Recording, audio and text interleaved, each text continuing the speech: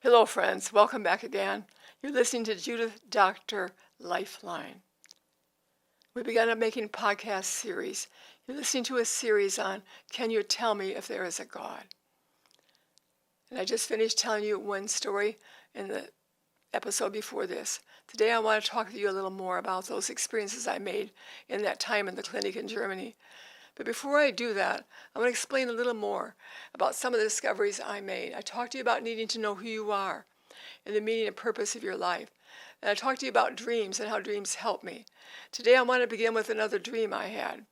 Somewhere back in the early 80s, when I first began this in-depth walk, this inner healing walk, this journey to wholeness, you might call it, journey to wholeness, I dreamt one night that a voice was talking to me in my dream. You remember, dreams are powerful things. And I've told you before, dreams come from the Creator, the one who created you. He created you with the capacity to dream because God is a dreamer. Do you know He's a dreamer too? And everybody dreams 1 to 2 hours every night. By the time you're 60 years old, you have dreamt 5 years. So I hope you understand that dreams are just not pizza caused by pizza or too much food. Dreams come with a purpose and for your life.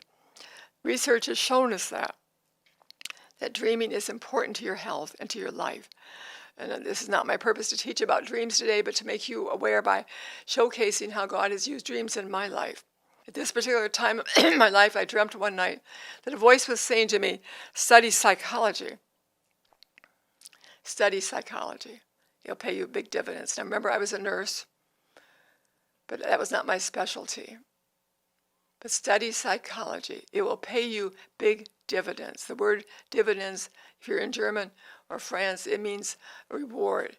It'll be a payoff. You'll get some great benefit from it. And a friend that was also a spiritual mentor was there that day when I had that dream. And I said to him, I had this dream last night. What do you think it means? And he said immediately, it's metaphysical psychology. I didn't even know what that word meant. Do you know what that word means? Metaphysical psychology? It's a big word, isn't it?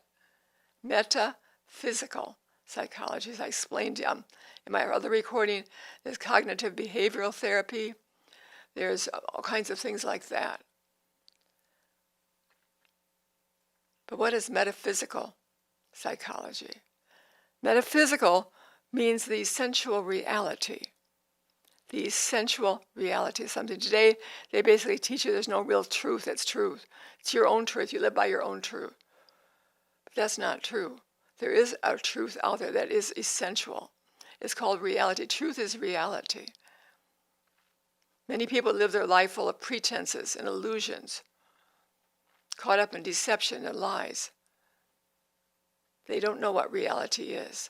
They don't really know what realness is. They don't know how to be an authentic person. The world is looking for people who are authentic, genuine people. There's something about those people that is different, that are different.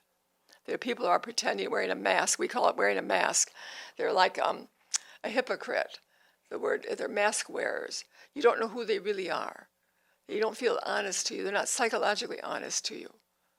But metaphysical reality is the exact nature of something. It's to do with the origin of things. The origin of things. Exact nature of being. And my dream said it'll pay you big dividends. And friends, it did. It did. It was powerful. The way I went to study, and I read everything I could study that was along that line of thinking, metaphysical psychology. I began to look at Carl Jung's work, and his work with archetypes, his work with the dream symbols in our dream. And I began to understand so much more about the power of dream to change us, to heal us, transform us. And it would create big dividends in my own personal development.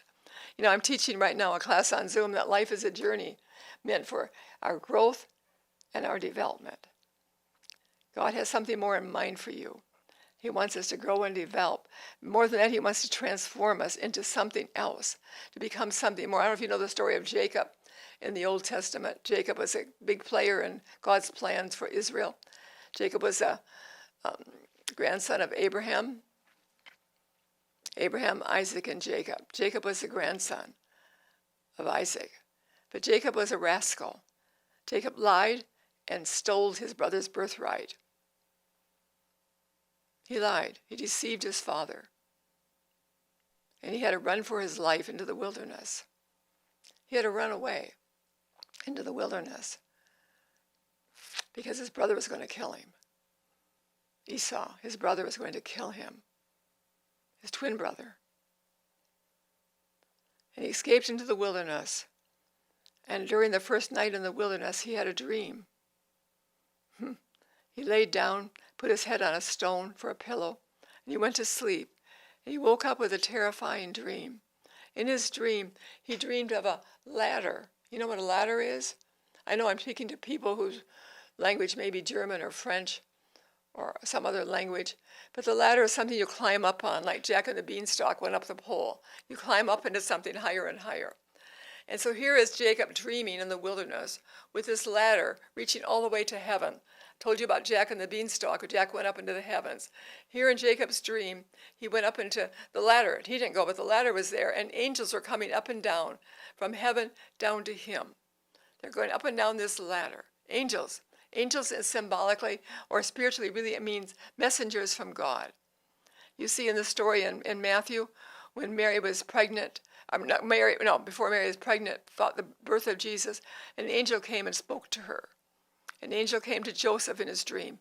Angels come in our dreams. An angel came in my dream once to teach me how to fly in the Spirit, to put things on my arms so I could float along in the Spirit, how to flow with the Holy Spirit, how to get out of dead religion, and how to become a spiritual person. And back to where I was at. I forgot where I was at for a moment. But where was I at? I was talking about, I forgot where I was at. I got going off on a tangent, didn't I? Yeah. But I was talking about the power of dreams to change us, metaphysical psychology. I studied Carl Jung's work, and I began to understand the language of my dreams. God said in the book of Numbers in the Old Testament that he'll speak through dreams using dark sayings. The word dark sayings means like a puzzle tied in a knot that you have to unlock. That's the word. God uses a language that's symbolic language, it's picture language when you look at dreams.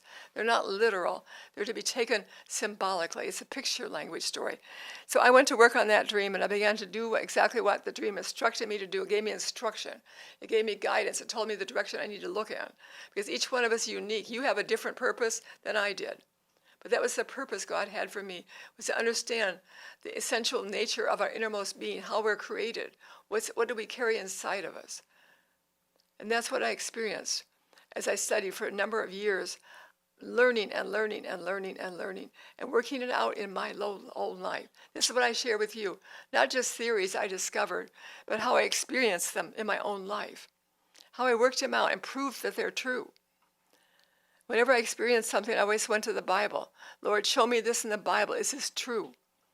Can you show me, help me understand what I've experienced in it?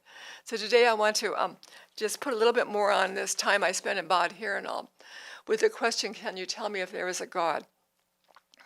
I met a lot of people having the same question. In this clinic, the therapist asked me to talk with his client. In the same clinic, this young woman had lost her mother and father from cancer. That's an ugly disease. And now her brother was dying of cancer. And I had an interpreter. She couldn't talk to me in English, but through an interpreter, I watched her face and her agony and her despair. And I could listen to her questions. She wanted to know if there was a God. She wanted to know if there was a God who could make sense out of her suffering. My husband says I should smile more, but you know, when I talk intensely like things I've worked with as a nurse with life and death, I understand the agony in people's hearts, the suffering people carry. So it makes me more intense and more focused. Not so likely to be. It's not fun and games for me. It's life and death, friends. Can I tell you if there is a God? So after I talked to her a little bit through the interpreter, I suddenly saw the torment in her eyes leave her. You know, what kind of power can cause the suffering in somebody's eyes to leave them? On another trip to Germany, I went to see a former patient up in Bonn, Germany. And when I got off the train, the first thing she said to me, "Don't say anything, Judy. I just want to look at you. I want to see if the light is still in your eyes. I want to see if the light is still in your eyes." I don't realize it, but apparently when we come to know God and his son Jesus Christ. He's called the light of life. The light of life. Apparently there's a life or a light inside of people when we're walking in this other dimension God has put within us. This other dimension. Don't say anything. I just want to see if the light is in your eyes still. She looked at me and she said, she began to pour out her pain then. This woman had been abused as a child, sexually abused, and she had a child herself. Now her boyfriend had just sexually abused her own little child. And she said to me, how can there be a God who cares for like that? How can there be a God who lets that happen to people? And I've heard that so many times from people. How can God let evil things happen? And I talked with her. I don't remember what I said to her exactly. I don't remember how I spoke to her. But later I got a letter in the mail saying, I have a light in my eyes now. The light can go out in people's eyes. By midlife, many people stop growing, and they've given up on life. They have no more curiosity about life. They have no more spontaneity in them. They've already started to die because life for them is dead. They're not alive anymore. Look around you at old people. How many people are in despair? How many people are in darkness? That's not my experience, people. There's a God who loves you, a God who cares for you. There's a God who wants to give you life and to heal your broken heart. One other time I met another woman in another, I don't know, it was not the clinic, but someplace else in Germany. She just learned that her daughter had been molested by a teacher in the kindergarten. Her little girl, 4 or 5 years old, beautiful little child, had been molested by a kindergarten teacher. They had sacrificed all their money so the girl could go to, this child could go to the best special school. Can you imagine sacrificing all your money to send your child to the best school and learning that the teacher had molested your daughter? And she looked at me and she said, how can there be a God? How can there be a God? So wherever I went in Germany, throughout the country, I heard in this question over and over. How can there be a God? Can you tell me if there's a God? Another day on a train, I'm sitting there with a train, and a man said to me, why are you here in Germany? And I said to this man, I'm here because God has sent me. I can tell you the dreams, how he did it, but I won't. But I speak to people about how to know God. And he said real fastly, well, I don't believe there's a God. You know, you've probably experienced that. I don't believe there's a God. And I said, well, I do. And I began to tell him why.